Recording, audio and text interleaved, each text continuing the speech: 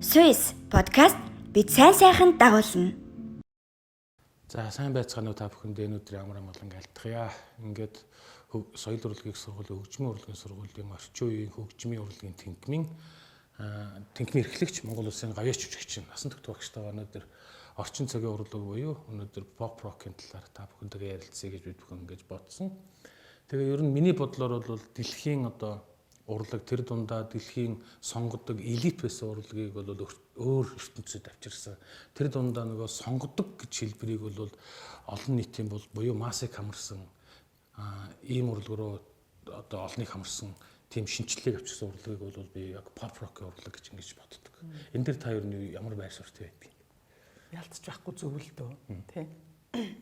Энэ тухайн нийгэмд энэ ч маш олон цаг үе өнөөдрийн хүртэл 21-р 100 хүртэл энэ орчин үеийн хөгжмийн урлаг гэдэг чинь маш өндөр түвшинд хөгжсөөр өнөөдрийг хүрч байна.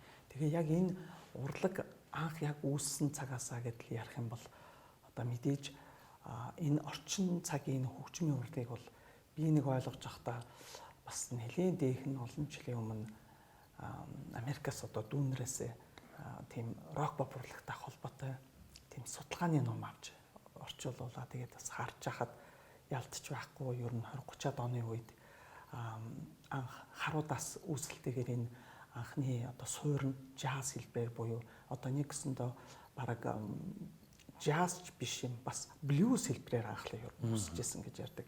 Тэгээд энэ blues хэлбэрийнх нь өмнөх үеийн юу вэ гэхээр зэрэг нөгөө харууд болжлын үед нэг гэсэндээ Африкт өөрсдөө тариалан дээр 10-аас 15 цаг тасралтгүй ажиллаж хөдөлмөрлөж явахдаа тэр өөрсдийнх нь үндэсний хэв маяг тэр доонж төрхөөрөө өөрсдөө тэр хэмнэлээ тэгээд яг тэр жодууга бариад газар шороогоо ухаж явахдаа өөр хоорондоо ярьж явахдаа тэр өөрсдөд нь маш их дарангуйлыг авчирж байгаа тэр тухайн нийгмийн тэр болжлын үеийн тэр баячуудыг тэр дуу хоолоогоороо өнгө аваагаараа үйл хөдлөлөөрөө хэмнэлээрээ илэрхийлж ингэж ажиллаа хийж өөрсдийнхөө сэтгэлийн кайфыг мэдэрч тэгж явсаар тэр урлаг нь аажмаар ингээд янз бүрийн төвшөнд хөгжсөөр яваад ер нь тэр хэмнэл хэмжээ гэдэг чинь блюз дууныхаа хэмнэл рүү ороод тэр нь мэдээж нөгөө Африкаас Америкт маш их болчдгийг биеэс урсгал болж арайсан шүү дээ. Тий тэр болжлын нийгмээс нэгсэндээ яг тэр урсгал болж очиж явахдаа тэр хөгжим зэмсэг нь тэр үед бол жижигхэн тийм одоогийнхаар бол жижиг тийм клуб гэх нь хаашаа тань тийм шөнийн жижиг нэг тийм манайхар чи юуны газар байдаг гэж ярьдаг байлаа да дээр үед. Уушин газар ч яг тэр уушин газар маягаар энэ тийм ингээ жижиг тийм газруудад 2 3-аараа 4 5-аараа ч юм уу ингээд өөрсдийнхөө үндэсний хөгжим хэмнэлээрээ тэр блюз, jazz хэлбэрийн тэр хөгжмийг ингэж тоглож хөлсний тийм хөгжимчд тоглосоор тэр хөгжим урлагын ингэж блюзээс jazz стил рүү ороод ингээл блюз, jazz гэл тэгэл 50-аад оноос хойш гихт чинь анх уул нь бол рок н роллыг энэ бол яг блюз буюу нөгөө орчинс бэндийн их усрууд ингэж тавигдсан байна шүү дээ. Энэ дэр яг энэ эхлэл тавигдахаас өмнө бол урлаг гэдэг бол арай өөр төвшөнд байсан.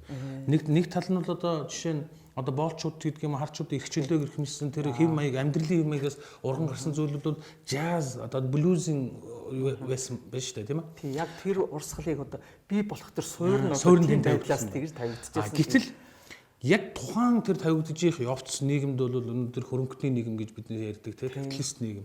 Тэнд бол сонгодог зураг, сонгодог юу гэдэг драмын урлагч байдаг.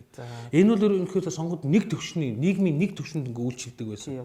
Ийм урлаг байна тийм. Гэтэл энэ гарч ирснээрээ бол тэр хэв маягийг эвдэж цоошин төрлийн ус үсвэрийг тавьсан гэж ойлгож болох юм тийм үү? Тий яг зөв. Тэгээд яг энийгээ дагаад эний чин цаг тэр хүмүүсийн тэмцэл, хүсэл, ирмэлзэл тэр зоригийг бол хизээч хөгжим зэмсгээр үл мохож чадна гэдгийг бол яг иймэрхүү үйлдэлээр ингэж энэ урлагч ингэж анх суурн ингэж тавигдж явсаар тэгээд рок н ролл чинь яг jazzаас бол баллад рок н ролл хэмнэл рүү ороод тэрийг нь бол анх уул нь бол бас хар арьстан би яг юуг нь бол санахгүй байна л да. Уул нь хар арьстан айгүй мундаг хөгжимчин тухайн үед дуучин үүсгэж тэр үед бол Америкт бол хүчээ авч ирсэн яг тэр үед нэг цагаан арьстай залуу одоо зориудаар бас яг рок-н-роллын хаан болгож мэдээж тэр үед бол Elvis Presley ч гэсэн өөрөө агуу одоо тэр рок-н-роллын одоо хаан гэдгээр нэрийдэж өөрөөр хэлбэл тэр чинь нэг ёсондоо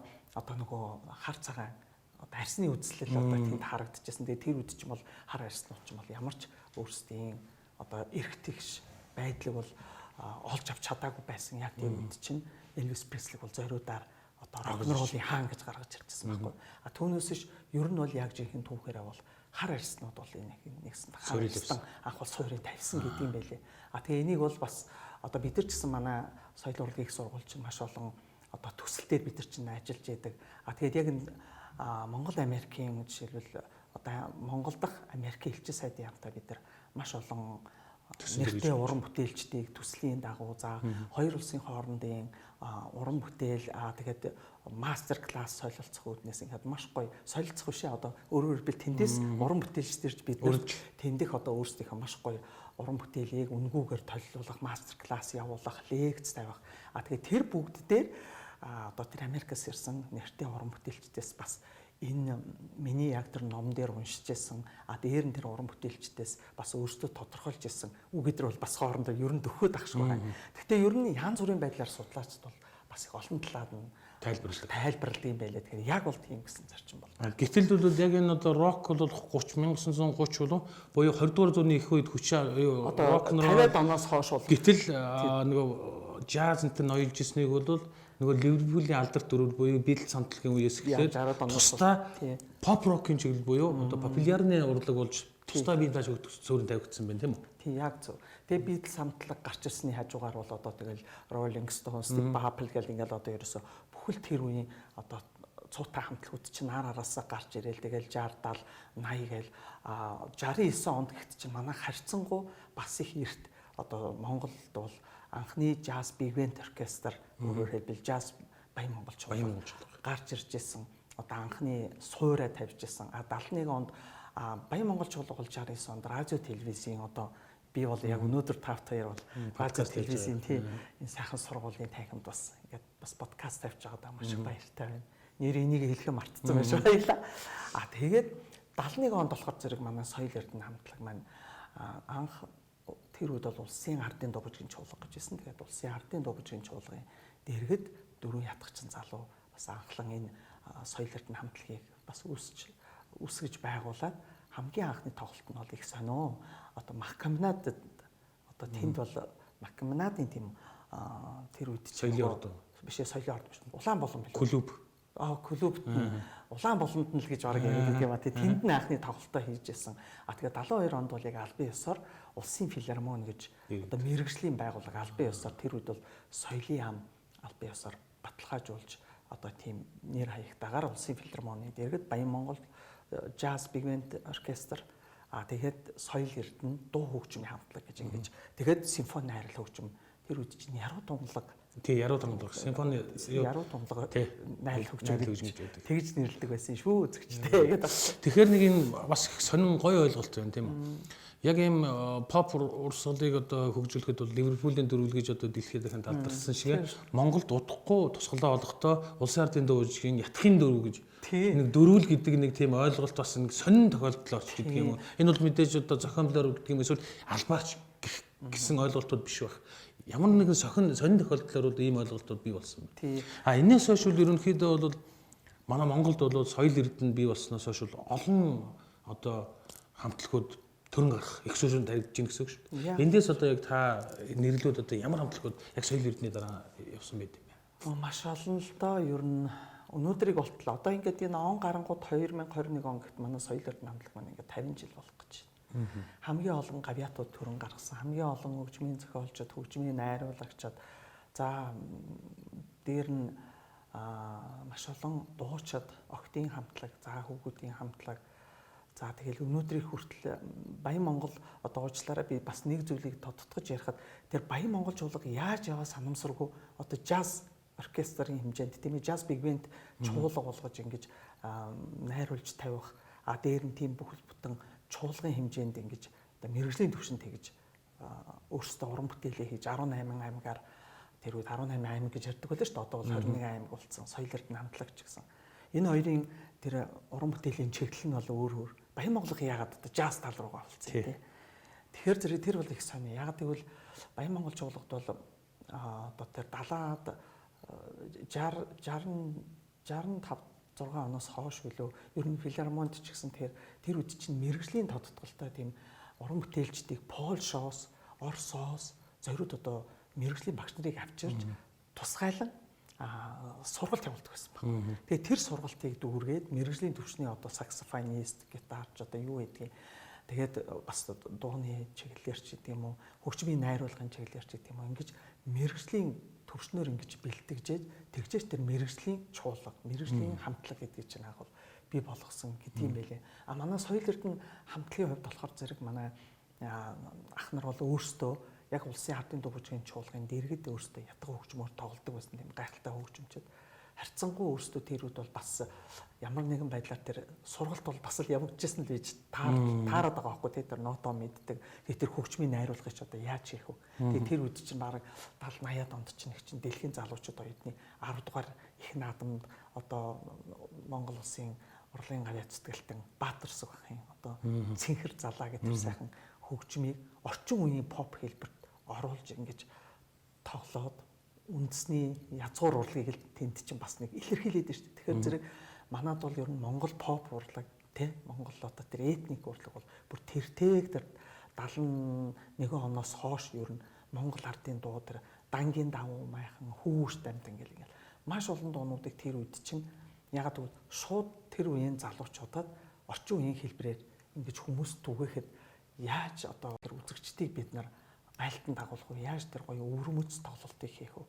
Тэр үед чинь социалист нийгэм өөрөөр хэлбэл дан ганц нэг намыг одоо төлөөлж уран бүтээл тойрвдаг бүхэл зүйлүүдийг хийх одоо бүх зарчим нь бол тодорхой хязгаартай. Тийм үе байсан шүү дээ. Баян Монгол чуулга тэр ч ялгаа авахгүй, соёл эрдэнэ тэр ч ялгаа авахгүй. Тэгэхээр зэрэг Баян Монгол чуулга дээр бол тиймэрхүү байдлаар жишээлбэл тэр хөгжмийн найруулга гэхэд Баян Монгол чуулга дээр бол одоо юу гэдгийг жаргах зүрхэн жишээлбэл одоо тийм жаз этник хэлбэрээр ингэж гоё найруулга. Тэр найруулгын анх бас яг зөвлөлт холбоодуулсаас тэр Польшоос ирсэн тэр хөгжмийн найруулгыг хийдэг тэр мундаг агуу хөгжмийн зохиолчдод тэр бол зааж хэлж тайлбарлах одоо манай тэр үеийн тэр алтан үеийн мундаг хөгжимчдэр одоо олон сайхан амьд зэрүүн байхаа уран бүтээлчдээс зөвхөн захаас нь дуртгал манай соёл урлагийн сургуулийн орчин үеийн хөгжим урлагийн техникийн гитарын багш Монгол Улсын урлын гарьяа цэцгэлтэн удирдах хааж хөгжим зохиолч Ганбат багш байж. Ганбаа өгшгөл одоо тэр бас л яг тэр найруулга тэр бүгдийг нас л сурч байсан. Тэндээс бас маш их зүйлийг мэдэж авч ирж тэр хүн дараа нь ямар их олон зүйлийг тэр Баян Монгол чуулгад өнөөдрийг хүртэл тэр олон цаг үеийг илээдэл 40 50 жил ингээд урлагтаа үнэн чир зүтгэсээр өнөөдрийг хүрсэн. Тэг гих мэдчихлээ соёл эрдэнэ хамтлагт болохоор зэрэг манай Наранбаатар ах бол тэр үед яг тэр уран сайхны бодлогыг яг барьж тэр үед тэр уран сайхны зөвлөлөөр одоо заавал эхлээд байгуулгаар орно. Шүлгийг тусад нь тэр юу гэдэг вэ тэр хөгжмийн зохиолчдын биш юу гэдэг вэ яруу нөгөө яруу зохиолчдын эвлэр зохиолчдын эвлийн хороогоо нэгсэнтэй заавал баталгаажуулна. Галилейтаар ингэж баталгаажуулна. Хөгжмийн зохиолчдын хороогоо заавал тэрийг баталгаажуулна. Бүгд ноттой байх хэрэгтэй, бүгд партитуртай байх хэрэгтэй. Бүх зүйлийг ном тэгжээс нөгөө төрийн буюу нэг номерын тайзан дээр гаргадаг. Тэр бүх зүйл бол маш их хэмжээ хязгаартай байсан учраас магадгүй тэр үеийн Баян Монгол чуулгагч тэр соёл эрдэнэ хамтлагч тэр дуунууд өнөөдрийг хүртэл ихшгэлсээр өнөөдрийг хүртэл ингээд хүмүүс мартаж чадахгүй, мартахыг ч хүсэхгүй, мартахгүйгээр ингээд коверлоо дуулаад ингээд энэ олон үеийг илээж байгаа нь юм бол гайхалтай. Тэгэхээр тэр үед бол ямар их хүмүүс ингэж сэтгэл зүрхээ зориулж дуулж байсан. Тэгээд одоо жишээлбэл тэр манай төрөүний одоо би хэлсэн тэр Ганбаа өгшин жишээлбэл ангийн хоёр амдтаа гэдэг дууг л одоо хичнээн олон удаа үгийн сойлж ярьж та нар хайр дурлалын сэтвтэй үгэнд оруулсан байна. Энэ заавал одоо өөр хэлбэрээр юу гэнэ социализмын нийгмийг магтсанч байдаг юм уу гэж бүр шал ондоо эсвэл ах トゥ угийн найрамдлыг баттгсан дуу заавал байх ёстой ч гэдэг юм уу. За манай соёл эрдэнэ хамтлаг гэхэд ялангуяа би тэгт чинь одоо дөнгөж 85 онд төгсөж ирж хахад би бол бас их баярлж байсан. Яагаад гэвэл зөв тийм том одоо нэр төртэй хамтлагт ингэж одоо соёлын яамны шууд удирдлагын дор ингээд тушаалын дагуу одоо би томилогдож очиж ингээд өнөөдрийг хүртэл ер нь улсдаа ингээд хөдөлмөрлөөд явж байна. Тэр үед бол яг анх ороод ингээд би балмагдчихсан. Яг тэгэхээр би зөвхөн одоо тийм гоё хамтлагийн хэмжээний гоё дуу бүтээл дуулаад явна. Хажуугаар нь бас симфони найрлал хөгжим би бас би бас давхар нөгөө консерватори төгссөн учраас бас 2 жил гарan би ер нь бол 2 жил яг ажилласан чийлэрээ. Үндсэн мэрэгжил. Тийм үндсэн 2 мэрэгжлээр нэг мессэнтэй би үндсэн 2 мэрэгжлээр ажилласан. А нөгөө юу нь бол олдмол мэрэгжил гэх юм уу та нөгөө дуулаачаараа бол би давхар бас бас сургууль төгссөн тий. Таны чи яг үндсэн мэрэгжил бол violoncelliст багш тэгээд үгүй. Яг Ереванда би бас эстрадын би мэрэгжлийн сургуулийг давхар төгсөөд ингээ 3 дипломтой ирсэн байна. Би тэнийг Болгаар төгссөн гэж ойлгоод байна. Тэгвэл үгүй юм байна. Хоёрдугаар багш юу яаж юм л да. Энэ дээр бас нэг ойлголтыг хоёлаа бас нэг нэгтгэх нь зүг болоо гэж боддог. Би Баян Монгол чуулга бол мэдээж одоо тухайн үед бол Баян Монгол дагшаа найрлал гэж хэлдэг байлаа шүү. Тэрний өмнө нь бол яг энэний бас бааз суурийн одоо эхлэл болоход хамаатай юу юу зүгээр би танаас асуухын сонирхолтой байна. Циркийн дагшаа хөгжим бол 40 он хийсэн байдаг тийм үү? Бүрэлдэхүүн тогтсон байдаг. Гэхдээ ерөнхийдөө энэ бол нөгөө дагшаа хэмжээний найрал, цирк дагшаа найрал хөгжмийн хэмжээнд байсан энэ Баян Монголтой ер нь суурь нь байсан уу, холбоогүй юу гэдэг талаар нэг магадгүй би бол ер нь яг зүгээр албан ёсны мэрэгжлийн төвшний яг орчин үеийн төрөл жанраар орчин үеийн дуу хөгжмийн төрөл жанраар одоо чиглэл нь бол jazz, big band оркестр учраас тайзны бүтээл гэдэг тал руугаа мэрэгжлийн анхдагч одоо чуулга гэдгээр шал өөр. Яг тэр үед тэр 40-од оноос хойш одоо ер нь байгуулагдсан тэр үеийн тэр дагшаа найрал хөгжим мэдэр гэдэг чинь бол тэр үеэсээ л ер нь одоо цогцлмаа гогдол хамгийн анхны саксофонист гих мэтчил ингээ тэр үед л ер нь л орчин үеийн хөгжмийн ая эгшгийг л тоглож ирсэн гэвэл бас арай өрөөсгөл байна. Тэр үед яг уу тэр яг циркийн бүтээл гэдгээрээ манад ер нь 71 оноос хойш ч гэж тэр циркэд чи бас л дагшаа найрлал хөгжмийн бүтээлүүд бол маш их хийгддэг. Цирк чинь тэр чигээрээ тоглож явахад ард нь амьд оркестр тоглодог. Циркийн дагшаа найрлал хөгжим гэж тусдаа байдаг гэсэн. Одоо манай талигаач Бацаахан ах байж байна. Өөрөөр хэлбэл манай Никтоны ахлагч одоо Бачлууны аав. Соёл эрдэнэ анхны дөрвөлгийн нэг нь. Яг зөв. Хамгийн анхны дөрвөлгийн нэг. Гэх мэтчлийн ингээд бүх энэ уран бүтээлүүд чинь ямар нэгэн байдлаар хоорондоо бол дандаа гинжин холбоостой явсаар хагаад яг мэрэгжлийн төвшний одоо чуулга хамтлаг гэдгээрээ Баян Монгол соёл эрдэнэ гэж гарч ирсэн. Тэгээд яг одоо энэ хоёр хамтлаг чуулга бол тухайн үед ямар ч л гэсэн би 85 онд ирэхэд бол энэ хоёр хамтлаг чуулгагүйгээр тэр Монгол улсын урлаг, соёл, гадаад дотоодын арга хэмжээ, тоглолт, уралдаан тэмцээн, за соёлын өдрүүд бүх юм бол үнэхээр болдоггүй. Одоо төсөөлхийн аргагүй байдаг байсан. Ялангуяа би соёл эрдэнэ хамтлагтайгаа бол би бүр маш их илүү их одоо тэр тал руугаа их оролцдог. Тэрний бол хамгийн их одоо бас гол одоо юу гэдгийг дуучдын нэг л байлаа л да. Миний хажууд бол мэдээч манай нэрт дуучин Баяраа ах маань байлаа. Нэрт дуучин Нандэ агч маань бас байлаа.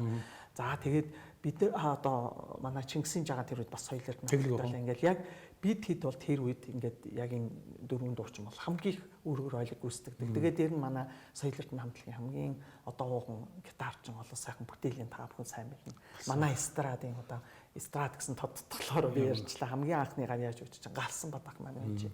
За талигаач манай бас дандын сүрэн байж байгаа. Тий бас гитар. Тэгээд дээр нь одоо саунд инженер бүх зүйлийг хийдэг байлаа. Манай Дами ах маань. За тэгээд бас манай Том Жага гэдэг нэрээр алдартай Монгол улсын гавьяаж үуч гэж жаргал сайхан. Манай отхон гавьяат Монгол улсын гавьяаж үуч чинь Цолмон.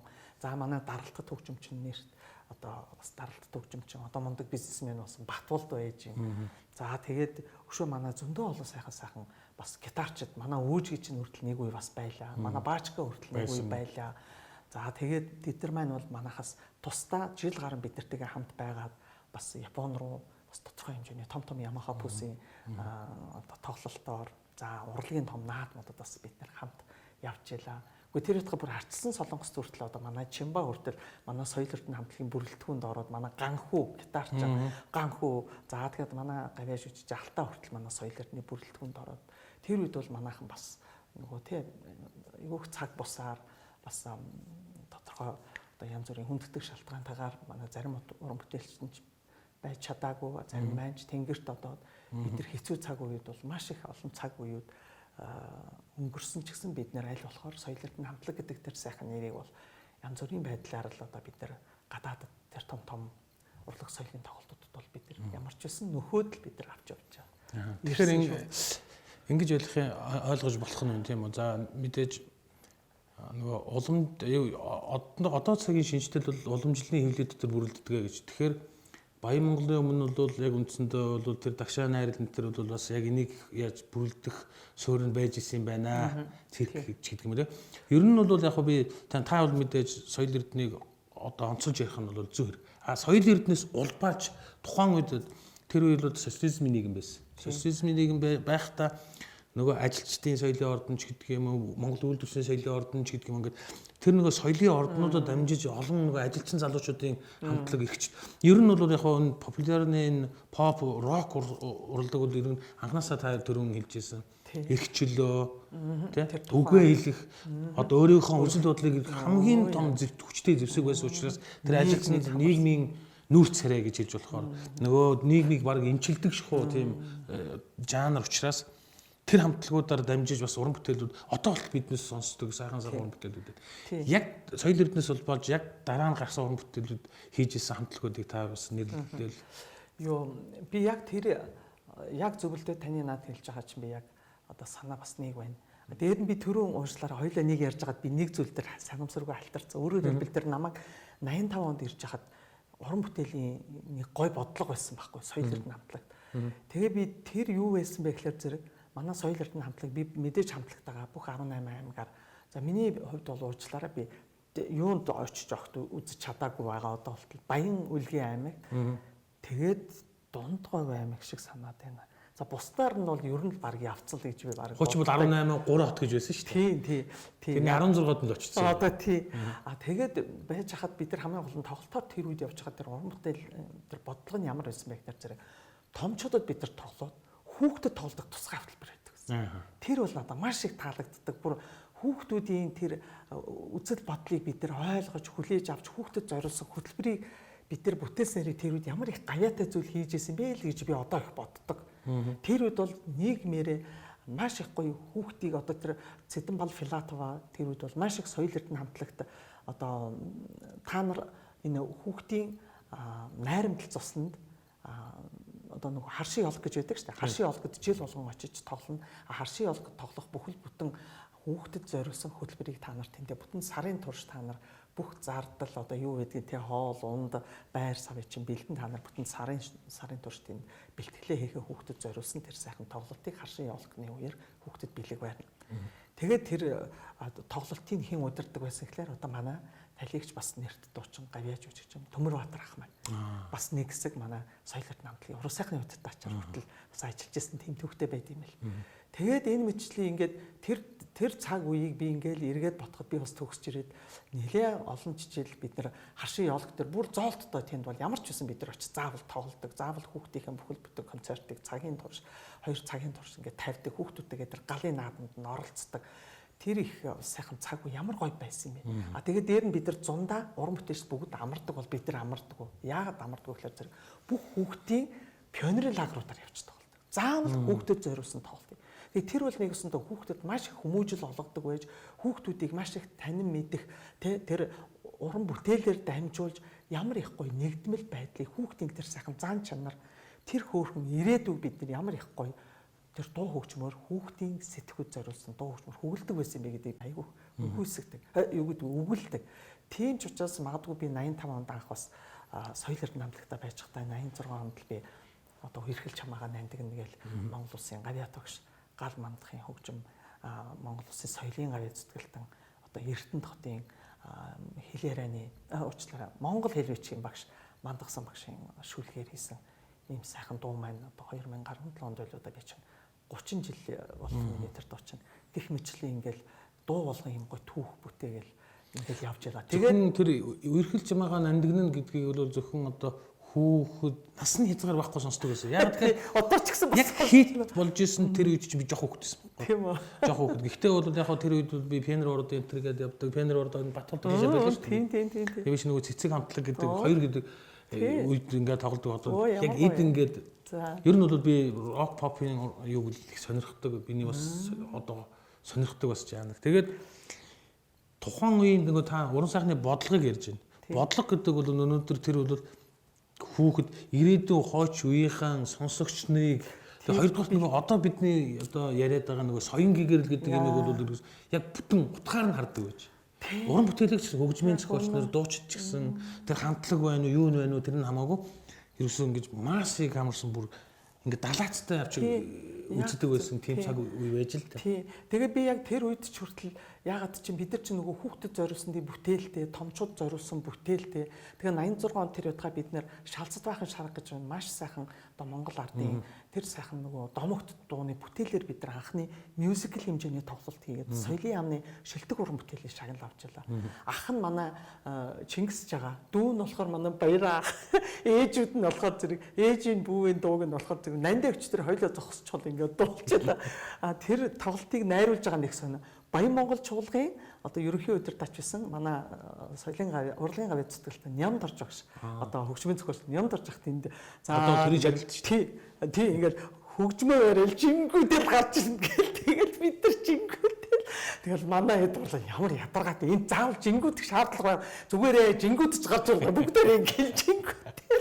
Яа бүр тэрийг бодохоор бүр айгуусаа ингээл тэр үед бол тэр өөрөөр хэлбэл тий тэгээ яг тэр тоглолтыг хийгээд одоо бадрааг бай гэхдээ тэр том уран бүтээлч бүгд амьд сэрүүн байж. Тэгэл манай одоо охноо дарагч нь тэр үед чинь филармоны дарга байлаа. Бүх тоглолтыг тэр чинь бид нар одоо нөгөө муурын байшин ингээд одоо та бүхэн мэдэндээ нөгөө цогтайч кинон дээр нөгөө цогтайч ээж аав нэг ингээд шат арахгүй ялгах одоо за яг тэр одоо шатан дээр чинь бид нар одоо хідэн тээж тоглож хідэн тээж тэрүүгээр өнхөрч дээж доошоо бууж алаа. Тэр муурын байшиндаа бид нар яг тэр тоглолтоо хийжсэн. Одоо сүүлд нөгөө юу болцсон байсан шүү дээ. Ахмадын юу лээ? Мэдхгүй одоо өргөө барина гэдээ одоо тэгээд нэг сайхан хоосон хашаал байгаа. Чи бол их төвхтэй газар шүү дээ. Тэрийг бол ерөөсөө нураах шаардлага. Соён гэгэрэл бол тэнд жинхэнэ буцааж байсан. Одоо Баян Монгол чуулга, Соёл Эрдэнэ хамтлаг, симфони найруулагч хөгжимч тэр хоёр давхартал одоо бид нар ястаа. Үнэхээр 30 минутанд л бидний тоглолтын билет дуустдаг тэр цаг үе байж. За тэгээ яг тэр үед чинь тэр мюзиклийг одоо бид нар тавьж явах үед өөрөөр хэлбэл тоглолт хоёр үе шаттай явдаг байлаа. Эхлээд тэр тоглолт хийгээд хоёр дахь шатанд дандаа Монгол ардын дуугаар орчин үеийн хэмнэлд бид нар орчин үеийн поп хэлбэрт тэр хөгжмийн найруулгыг дандаа манай уран бүтээлчид өөрсдөө суугаад хийж идэг. Тэгэл бид нар чинь тэр найруулгаа хоёр адилянтай хийгээд тэгэл яг тэр шалцаахан шаргач нөгөө ахан дүүгэн андуураа нөгөө зээртэй андуураа яг бодоход нь хүмүүс ингээл бүгдээрээ хуйлаал тэгэл ингээл хөшиг хаагдагууд бүгдээрээ их муухай хөшиг хаагдагууд нь за хийхэн хаана уйлж ийн гэж хөшигний хан цанаас хараад би энийгээ шоолоод бид нар хүртэл өөрсдөө бараг нөгөө тэр тоглолтондоо ороод ингээд бүр дотор ингээд яаж хаад манай ирчүүд болсон тэнт хөөрхөн ах уйлж ийн тэгээд хоорондоо ёо ямар сайхан байсан. Тэгэл тэрний дараа хувцаа бид нар солиод орчин үеийн маягаар ингээд одоо нөгөө дорж хамд ихчгээд одоо маш том нөгөө янжил хам билүү нэг том бурхныг бүтээсэн нөгөө мундаг урлагийн авьяа цэцгэл тэр дорж хамд ихч маань бидний тэр сайхан хувцсыг уралж исэн. Тэр үед манайх чинь бүр доороо одоо өөртөө ойдолтой бүр ойдлын артелтай бүр зураачтай. Тэр зураачаар бид нар чинь бас тэрийг чинь бас л нөгөө дараагаар батлуулна. Ийм л зургийг батлана ийм зургийг батлахгүй гэл одоо та нар ийм л хувцас өмсөх ёстой энийг та нар тэр уран сайхны зүйлээр батлуулах ёстой гэл тэгэл яг тэрэнд тохируулж хувцас өнөр бүх юм хийлэгдэг. Тийм одоо ингээд яриад ивэл их юм байна. Тэгэхээр тухайн үед одоо ингээд байгууллагч гэдэг зэмсэг гэж юу нь яг ямар мэдээж одооныхыг бодох юм бол хүчин чадлын хувьд өөр байсан ба. Гэхдээ тухайн цаг хугацаанд тэгтээ тухайн цаг үед ч гэсэн манайх болоогүй ерөөсөө яг Ямахагийн одоо тэр Тама гэдэг нөгөө бүр бөмбөртэй ерөөсөө яг л Японоос манайх хөгжим зэмсгийг одоо маш их өндөр одоо шалгуурын үүднээс одоо би яг бас нэг дээх нь манай Монгол Улсын гавьяа тогш нөгөө Насан Бат тогшийг бас ярьж байхад би сонсчихсан л да. Нөгөө аав нь лодо дамгоо лодо дамгооч нэг хэсэг соёлын яамны сайд байж байхдаа хүртэл одоо уучлаарай.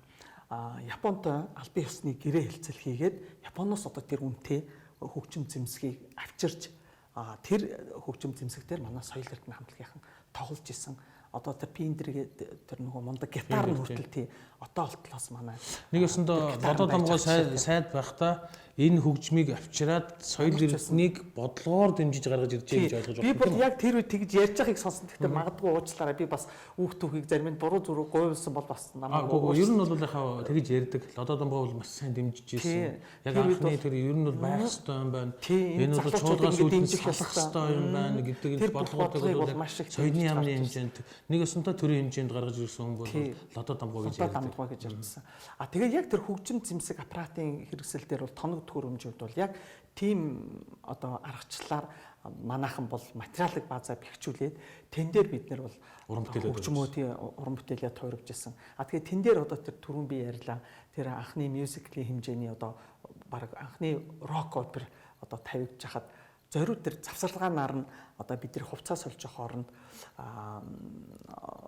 бас нөгөө нэг 5 минут завсарлаж байгаа юм.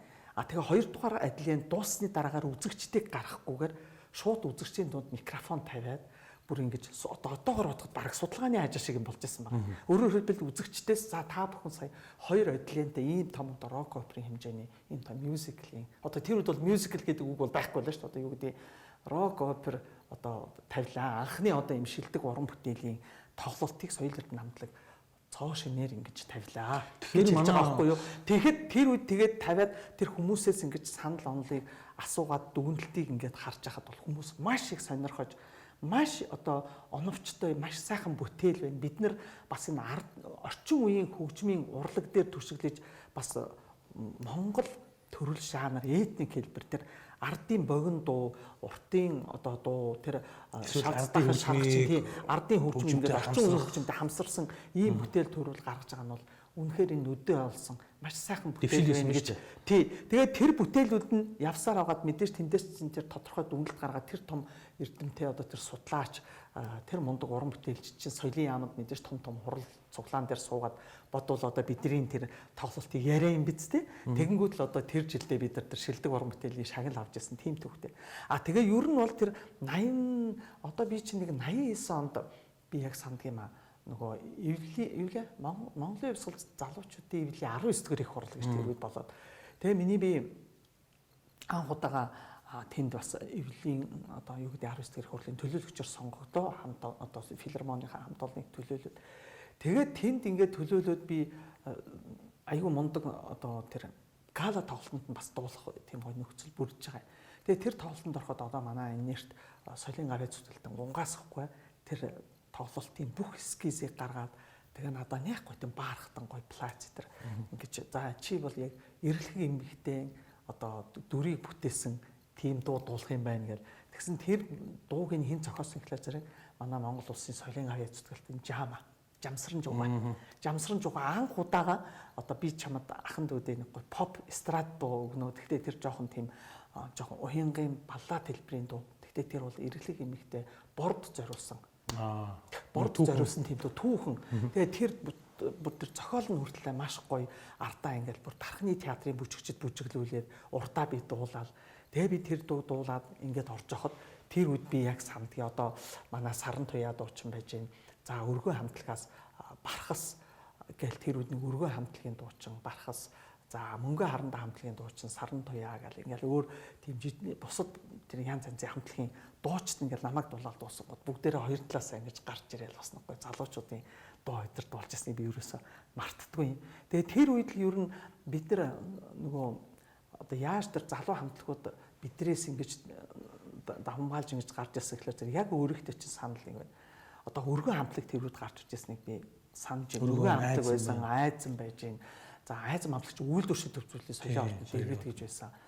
Тэгээд өргөө айзан соёмб чинь болохоор нөгөө соёмб юу үлгэр жишээ үлгээр найрлал хөгжмийн дээр бас дүүрийн театрт өөрийн туяа гэж байсан. Тэгэл тэр үеэс чинь тэрний дараа чинь яг 90-ад он гарангууд чинь нөгөө хонх хамтлаг тэгэл сүнс одоо бүр их маш олон тэгэл нэг харанга одоо 90-ад оны сүүлчүүд тэр бодоход бүр 89 онд бол харанга тий яг үнэ харанга тэгээ харангийн дараа чинь он гараад 90-ад оноос хойш бол нөгөө хуурд гэх мэдчихлээ.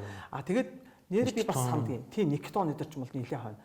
Тэгээд миний бодлоор бол нэрээ юу штэ банкны дэргэд хүртэл эмэгтэйчүүд эрдэс гэж хүүхдийн хүртэл хамтлаг байсан. Дандаа эмэгтэйчүүд. Тэгээ дандаа эмэгтэйчүүд. Тэр бол бас их нэг үе их гоё хүчтэй аваад галсан ах маань их гоё өөрийнхөө дуунуудыг өгөөл тэд нар бас нөгөө анхны одоо бас эмэгтэйчүүдийн одоо охтуудын тийм гоё хамтлагийн хэмжээний гоё гоё бүтээл. Тэгэхээр манай яг үндсэндээ бол бид бүхтийн одоо ахмад уран бүтээлч гэж хэлэх үү.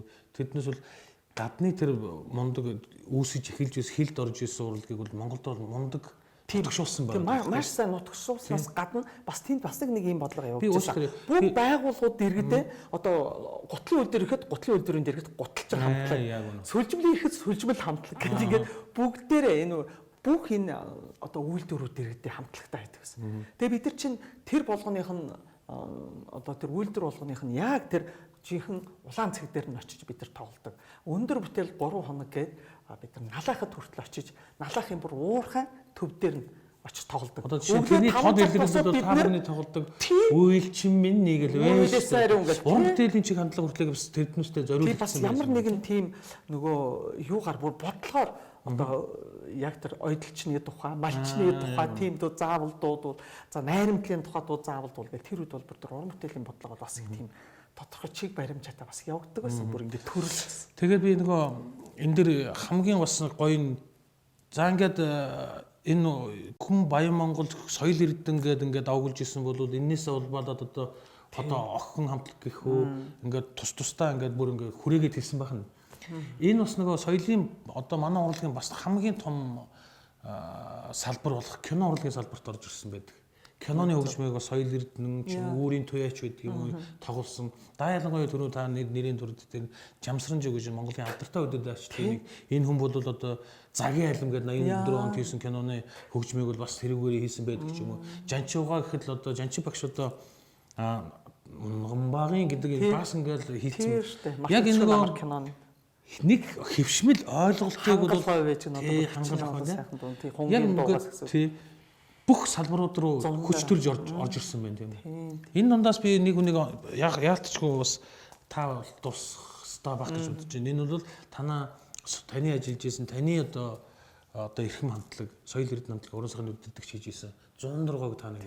Энэ бол бас энэ рок попын хөгжилд бол бас нэлээд жинтэй өв нэмэр оруулсан гэж боддог. Яг үнэ тэр үед бол үнэхээр Зондар ах маань бол одоо манай ёстой л манай бараг л ер нь рок магсл гэж хэлмээр. Ёстой анхны тэр рок урлагийг ер нь бол Монголд бол хамгийн зоригтойгоор авчирч хамгийн тийм өвөрмөц шийдлийг өөрөө яг тэрийгэ хийн гэсэн бол яг л тэрийгэ хийдэг.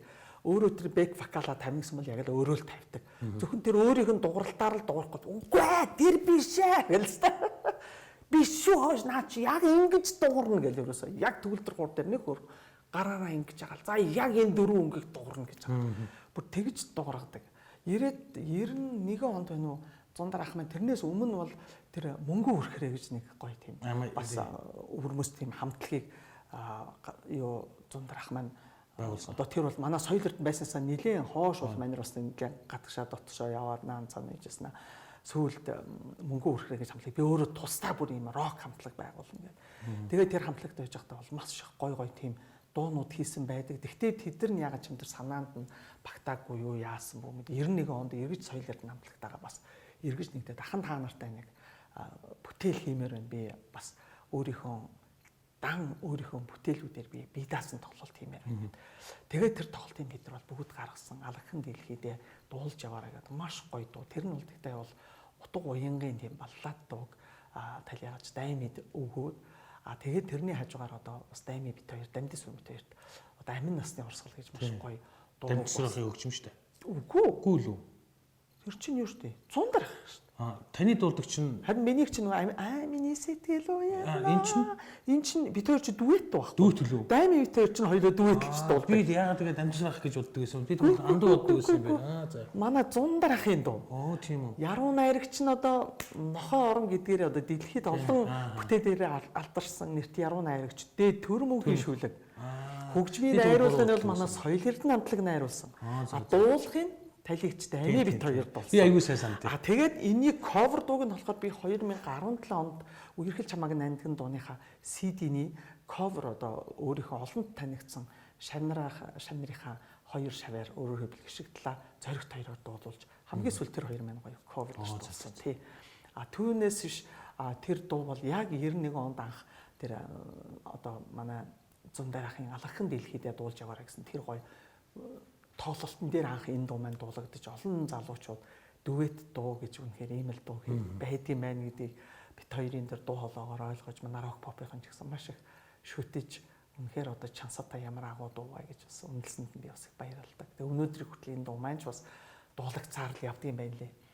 Тэгээд тэр үед тэр юу айдууны жигүүр гэж бас тийм гоё уралдаан тэр үед одоо зохиогддог байлаа. Тэгээ тэр уралдаанд чинь энэ дуу маань тэгээд одоо манай Галсан ахын одоо Тэмээжингийн цуваа. За Тэмээжингийн цуваач тэртээ тэрэнгүү 89 онд бол бид нар чинь нөгөө Ази Дауси гэдэг Азид болсон Азийн дуу хоолой гэдэг маш том хэмжээний хамгийн анхны одоо оролцогчд нь бид нар байсан. Тэгэхээр тэндээс бид нар чинь 3 дугаар ярийн шагнал Алтан цом Тэмээжингийн цуваагаараа одоо нэрэмжит бүр яг тэр тэмцээнийг зохион байгуулсан тэр том компани нэрэмжит шагнал Чингис хаан гэж манай Чингисийн жагаагийн одоо Чингис хаан дуугаараа 3 дугаар ярийн шагнал гэдэг.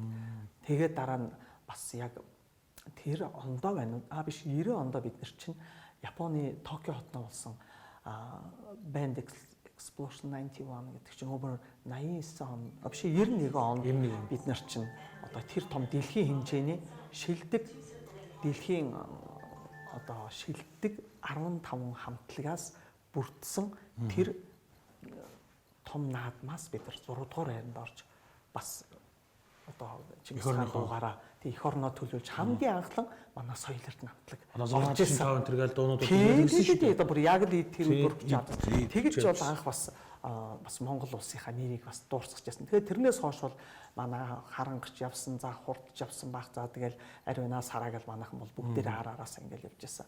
За манай 89 онд ч гэсэн бас бидрийг явсаас хойш ч гэсэн манай Никитонч явж исэн. Никитоноос өмнө манай Сараа хүртэл бас явж тэндээс бас ганцаарчсан дуугаараа өөрөө зүудний говьор одоо талигч нөгөө чин зураг гэсэн тийм зүудний говь дуугаар гран при авч ирсэн.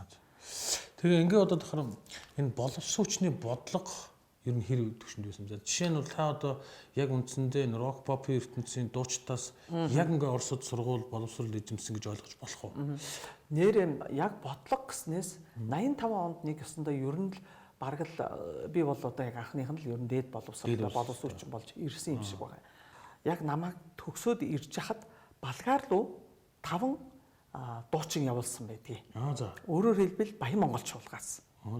За манай соёл эрдэнэс болохоор би яг жилийн дараа буюу 86 онд дуучин ариуна манад ирээд юу лээ 85 онд намайг төгсөж ирэхэд анх ирээд тэгээд жилийн дараа байна уу 86 онд билүү дуучин ариунагаас өмнө заавал би чинь намайг ирж яхад чинь Баян Монгол чуулгаас дуучин зоригт за Буянбат за өшөө нэг казак охин тэгээд манай талигаач Ирка Эрдэнэ цэцэг тий энэ дөрвөлээ яваад манай Эрка чинь төгсөж ирээд за ариуна дараа жил нь яваад ариуна ч манай соёл эрдэнэс явсан. Тэгээ ариуна бол нэлээд удаж 92 3 онд байна уу? За зөвлөө 93 4 онд байна уу? Ирсэн шиг санагдаад байна. Тий. Манай Эрка бол яг миний дараа бол ирсэн. Тэгтээ тэр бол коллеж байсан. Ариуна очиод сурж хахад 2 жилийн дараа бол дээд болоод тэгээд дээд боловсролыг бол авч ирсэн. Ер нь тэрнээс хойш гадаадд төгссөн өөр одоо боловсон хүчин гэх юм бол яг филармонд бол яг энэ хэд байх шиг байгаа. За тэр ангийн хоёр хамтдаа гэдэг дууг бол яг дуучин зориг бол маш гоё дуулдаг байсан. Тэр үедээ л бас их мундаг сайн чадвартай дуучмас манай Буянбат гэт чи одоо бас нөгөө ямар киноны дуу вүлээ бас нэг гоё нэг киноны дуу өдр дуулаад ер нь бас тухайн үедээ л бас сайн дуучтай хэлэг байсан. За яг бодлогоор гадаадд бол төгссөн улсууд гэх юм бол яг л эдгээр уран бүтээлчдэг л бол ер нь хэлнэ. Зүгээр сүүлд бол манай орчин үеийн хөгжмийн урлагийн тэнхимд одоогоос нэг 5 6 жилийн өмнө байна уу Москвад соёлын дээд сургуулийг бас жаз эстрад дуулаачийн чиглэлээр төгссөн ариун болт гэх багш бол байсан. Тийм. Тэгээд ер нь одоо бас өөр гадаадад одоо бэлтгэж байгаа үг бол би бол яг үндэ бол сайн мэдэхгүй байна. Дотооддоо гэх юм бол манайх анхны төгсөгчд бол одоо 2001 оноос эхлээд одоо баян үеийн тийм манай соёл урлагийн их сургуулийн одоо эстрадын дууны анги гэж анх манайх чинь 97 онд байгуулагдсан цагаас хамгийн анхны одоо төгсөгч нь бол 2001 оноос эхлээд 2 казак охин, 1 монгол охин төгссөн. Одоо тэдгээр төгсөгчд маань анхны төгсөгчд маань нэг нь Японд одоо ажиллаж амьдарч байгаа. Нэг нь бол дархны театрт бол соёлын ажилтдаг хийдэг юм байлээ. Нэг нь бол Баян монголчууд биш аашлаар Баян Улгийн аймгийн театрын гоцлолт очноор маш сайн ажиллаж байгаа. Тэгээд ер нь бол нийт 18 аймагт ер нь 2001 оноос хойш бол тасралтгүй манайхан жил ирэх тусам одоо бас хүрээгээ тэлээ төгсөгчд маань бол маш гүр бүтээлтэй 21 аймаг болоод хөдөө орон нутгийн сум, за аймгийн төвийн театрууд, за тэгээд Монгол улсдаа бол одоо сүлд чуулга, за улсын филармони гэх мэтчлийн ингээд бас хувийн институт продакшнууд, за бас чөлөөт уран бүтээлчээр ингээд олон чиглэлээр бол одоо ажиллаж улс их оронд хөдөлмөрлөлцгөөж байна да. Тэгээ яг үндсэндээ бол за Монголын ч бай дэлхийн шоу ертөнцийг бол бас шинэ бүр төвшөнд бүр шинэ ойлголтыг бий болгоцсон юм урлаг бол бас одоо та бүхэн яриад байгаа энэ жанр шүү дээ. Тэгээ энэ бол нөгөө дундад зууны үе юу нөгөө боолчуудын нөгөө мис боолчууд гэж месчин боолчууд гэдэг нөгөө эртний грек ром төдөөсөн тэр ойлголтыг тэр хэмжээний ойлголтыг яг урлагийн төвшөнд гаргаж ирсэн юу бол одоо рок урлаг гэж боддог. Ягаад тэгэхээр энэ бол бүхэл бүтэн нөгөө спортын том цэнгэлт хүрээлэн том тайз тэр маш их 50 60 мянгаар намсан урлаг бол энэ рок pop ертөнц. Энэ дэлхийн нийтгч байдаг одоо Монголд саяхан нодлон гэхэд манай Никто хамтлаг бол одоо стадионд бол 15 6 мянган хүн цуглууллаа шүү дээ. 20 мянган хүн ч гэдэг юм. Тэгэхээр бол энэ одоо хамгийн сүүлдээ дуучлаараа хүн хамтлаг гэхэд л одоо ингээд тий дэлхийд одоо ингээд байлдан дагуулдаг бол рок ертөнцид бол шин цонхыг нээж байгаа юм шүү дээ. Тэгэхээр би энэний бас уур амьсгал бол та түрүү ярьж байна одоо рок одоо рок оперч гэдэг юм уу эсвэл мюзикл энэ ойлголтууд чинь аль хэдийн одоо 80-ад онд манад бол тусгал олцсон байсан юм байна тийм үү? Яг үнэ. Тэгэхээр одоо бид бүхэн одоо рок pop ертөнцийг бол өнөөдөр өөр нүдээр харж, өөр жанраар харж, өнөөдөр биднес хүсэл сонирхлынхон хэмжээгээр тэр урсгал чиглэлээрээ сонсож тэргээр уран бүтээл одоо төрөж явах нь бол энэ рок pop гэдэг үгний нөгөө утгын нэг чамдын утга оршиж байгаа юм байна гэж ойлгож болох уу? Яг зөв. Яг л зөв.